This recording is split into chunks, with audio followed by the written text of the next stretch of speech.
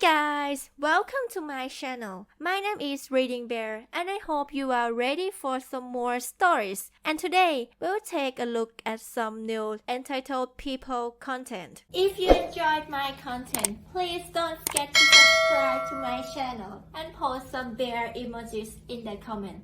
And now, let's dive right into the stories. The first story is titled, "Neighbor Destroyed My Pool with Dangerous Chemicals After Claiming the Pool is on His Property." Hey everyone, my name is Tommy and boy, do I have story for you guys today. This story actually happened to me, and it focuses on my crazy and pissed off neighbor, John. I live in a pretty quiet neighborhood in Southern California. It is sunny and warm year-round in this part of California, so a lot of us spend time in our yards and outside. The neighborhood I lived in was a genuinely nice neighborhood, and prior to this crazy situation, I had never had any issues with any of our neighbors. As a matter of fact, everyone in the neighborhood had a great relationship with each other. As a matter of fact, all the dads of the neighborhood got together twice a month to play poker, while the moms got together twice a month to play bunco and other games with the kids. It was a great neighborhood for my wife and I to be raising our 3 children. But even that did not protect us from any not-so-neighborly disputes. Last spring, my wife and I decided that we wanted to remodel our backyard and add an in-ground swimming pool. Our yard was not unkept by any means, but it was just time for an upgrade. Besides, we figured that this was something that we could all enjoy as a family since we spend a lot of time outside anyway. During one of the poker nights with the other dads of the neighborhood, I brought this up to my neighbors when one of them mentioned needing to clean their pool. Everyone thought it was a great idea and would be awesome for the kids.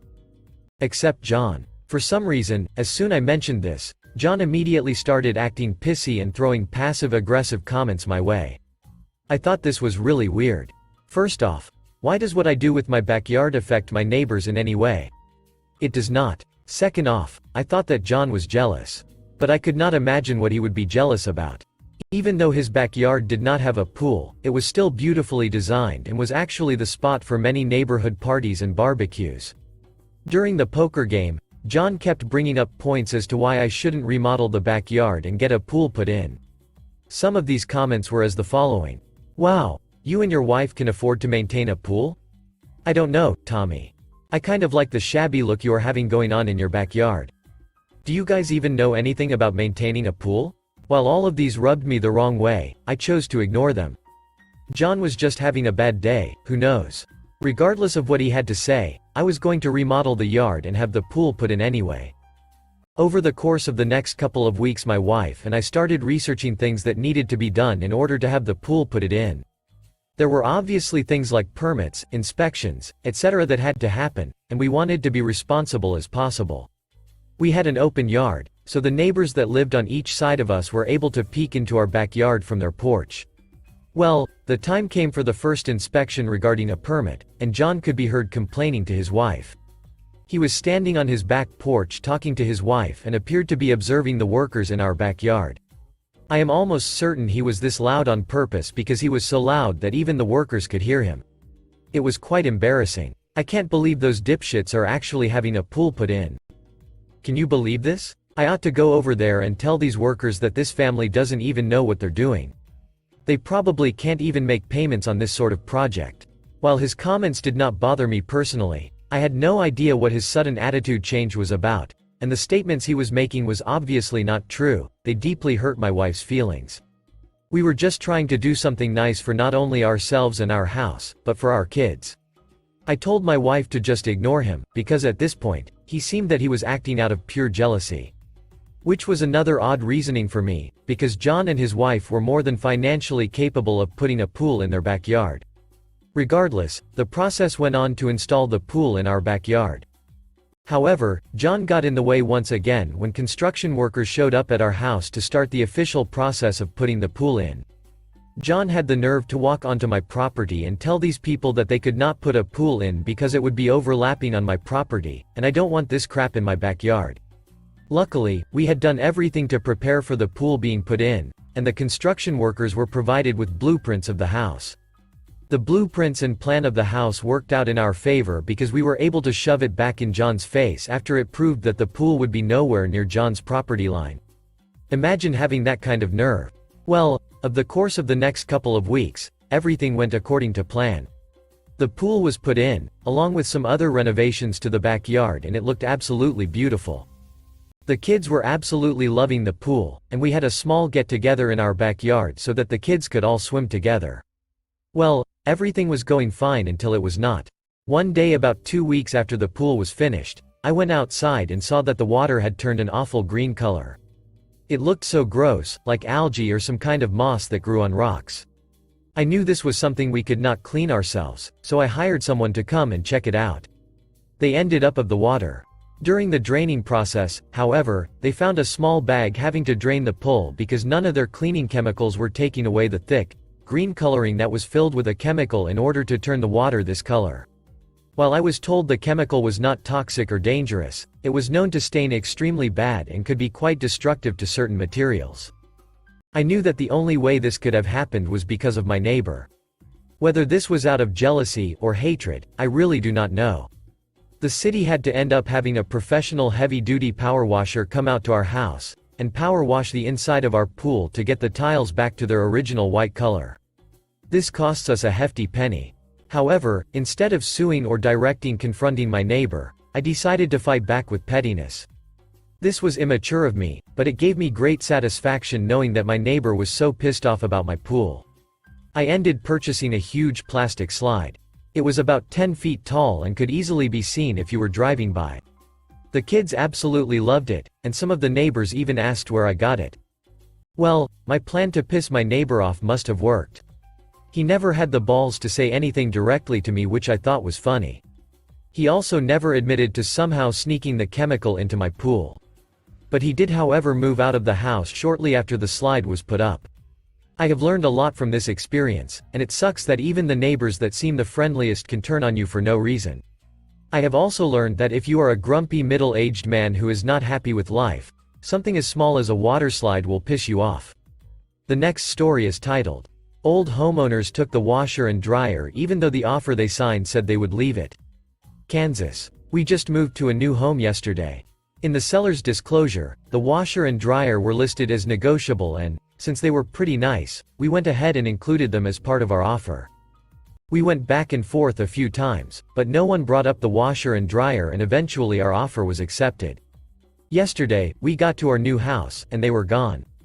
We messaged our realtor, who pulled up the signed offer and confirmed the washer and dryer were supposed to be included. She asked the listing agent, who said they weren't supposed to be part of the sale but were accidentally listed as negotiable. No one caught this or said anything, and we were certain we would get them with the house. My realtor is checking with her broker today, but what kind of recourse could we have here? Would this hold up in small claims court? Is it even worth it to try and get the washer and dryer back, or get a credit from the sellers for a new one? We're just low on cash at this point from the move and really don't need this right now. I'm not sure if this should go under contracts or real estate, so please let me know if I need to change it. Update. The listing agent sent us $500 to put towards another set. We just took it and will use it towards a new purchase. Thanks everyone for the input. I'm glad we didn't need to fight over it. The next story is titled, "Parents Came Up to My College and Tried to Force Me to Leave. What Can I Do?" TLDR. Parents came to college, abused me for not going home with them, took my stuff and threatened legal action. So, I'm female 19, a college student from Missouri who lives in a dorm as well as my boyfriend's male 21 apartment. My parents came up to my boyfriend's apartment because they didn't like that I was staying with him. A few days ago, they called the cops saying he kidnapped me and that I was in danger, and the police came and called them and told them I was safe. Not satisfied, they came up to his apartment and called the police to escort me and my stuff out of the premise. The police forced himself into the apartment and let my parents in, and they forced me take my stuff out of the apartment without my boyfriend or my own consent. They came up to my college to convince me to go home with them. They took me to my dorm and made me pack up my stuff, and I told them that I didn't want to. My mom started to threaten me. She said she would go to court and gain guardianship over me and tell the courts I'm mentally unfit to care for myself and get a restraining order for herself and me against my boyfriend. For context, I have ADHD and had OD as a kid and take medicine and go to a psychiatrist, but I have never needed a crutch when it comes to educational and/or social things. Most of the time I blend in with other people and most don't even know. When I told her she couldn't, she got angry at me and began to beat me and scream. My crying and her screams were so loud that the people on the floor below me went to the front desk and told them something was happening on the floor. She began to take my stuff that was in the dorm, saying she bought it. When I told her that some of the stuff I bought, she hit me in front of someone in the hallway who reported it to the RAW. They took everything of mine except my clothes, dumped trash on the floor, broke my things and left my room a mess. My RAW came to me afterwards and helped me report the problem to the housing supervisor and remove my parents off paperwork. I also went to a counselor and friends who I told the situation to. I have pictures of the room after they trashed it. Is there any legal action I can take against my parents? Is there anything my boyfriend can do? Can I use anyone from the university as witnesses to the event? What about my mom? Can she gain guardianship over me? Update. On Monday I went to court and got a restraining order against my mother for what happened. I've been in contact with many school offices removing my parents from my paperwork as well as getting support after everything that's happened. The school has been very helpful with giving me support as well as keeping me up to date with everything since there's an investigation happening. My mother is trying to sue whoever she can and has been sending people to message me. I haven't told the cops because technically there's no proof. She's telling people to contact me, but people back home are now trying to convince me to come back. I mentally have been happier, only crying like once a week about everything. I have been getting all my documents she took and am working on getting the money she has of mine as well as getting an attorney to get my things back. Thank you everyone who has responded to the previous post. It's been a hard, confusing time for me, but everything has helped. The last story is titled, "Am I in trouble for refusing to cooperate with a hospital as emergency contact?" 3 years ago, I was in a relationship. He was abusive, did some really deplorable things I found about later. I made a report, got a restraining order, and haven't spoken to him or anyone that knows him in 3 years. A week ago, he was in an accident. His phone was destroyed or could not be accessed, but he had some information in his wallet. He still had me as his emergency contact. I was not aware he had added me as his emergency contact at any point. I got a call Monday from an unknown number. It was someone from a hospital. They started telling me my ex was in a serious accident. I immediately cut them off and said, "I don't care who this is, do not contact me again." They called back and asked if I could help them get in contact with someone else. At least I think that's what they wanted. I didn't let them finish. I cut them off pretty fast and said, "I don't care. I hope he dies, do not contact me again," and hung up again. His sister, we were friendly, but I cut contact after the breakup, messaged me yesterday only letting me know that their family hired a lawyer to sue me for refusing to take the hospital's call, causing a delay in his treatment. He also had some allergies and medical details they didn't know about which caused complications and skyrocketed his medical bills. I had no idea about either. Am I in any kind of trouble here? Update. As of today, all is quiet. Here is a mini update to clarify a few things and provide more information that sadly came my way without my consent. Bumped into an old mutual friend who decided to fill me in. My ex-sister did not contact me maliciously to scare me. Her message was polite and wanted to give me a heads up on her parents' actions, which she does not condone, in case anything came my way. X was hit by a car while he was out jogging at night. He wasn't wearing reflective clothing, and wasn't carrying much on him: phone, key, wallet. He apparently owns a medical bracelet, but he wasn't wearing it. I don't remember him ever wearing anything on his wrists when we were together either. I believe him not wearing his medical bracelet is the nail on the coffin of any duty or involvement from my part in any way, shape or form. Turns out he is allergic to one of the agents in the anesthesia process, either the pain relief barbiturates, or the anesthetic itself, propofol. I am using allergic because I am not sure what the correct term is here. Allergic? Intolerant? Prone to side effects? Friend's words were, he didn't respond well to the anesthesia and had an adverse reaction, which complicated things. I will call it allergy for the sake of simplicity. I vaguely remember him mentioning that he's allergic to anesthesia once, when he was talking about a knee surgery he had as a child. That has been the extent of my knowledge of his allergy. I did not remember even this information until the friend mentioned the issue. Apparently when he was intubated, prepared for surgery, some other step, the above allergy caused some additional complications that made his procedure more difficult, aggravated the state of his health, changed the default process, and increased the cost exponentially. I have no contact information of his or his family. I don't remember his parents' names, and I never had their numbers. His sister's name is the only one I know because we were friends. Me and her have also never exchanged numbers. Our interactions have always been on Facebook Messenger. His parents believe I knew the information above about his allergy and refused to share it with the hospital maliciously / refused to share their contact information with the hospital, which I do not have. They are stressed and scared because their son is in the hospital, and angry because they believe some of the additional burden could have been avoided had I taken the call. They are mistaken, but I understand you cannot reason even with the most otherwise level-headed of people when their child is fighting for their life.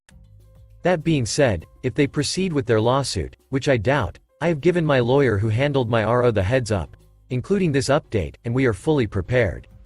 My ex was intubated and completely out of it when I received the heads up from his sister, so he did not orchestrate this. I don't know if he's awake now. Given the above, I doubt his sister is in violation of the RO since she didn't contact me on his or anyone's behalf but her own. She gave me information on her parents' intended actions, so I would not be blindsided. I wouldn't want to get her in trouble either way. Thanks for listening.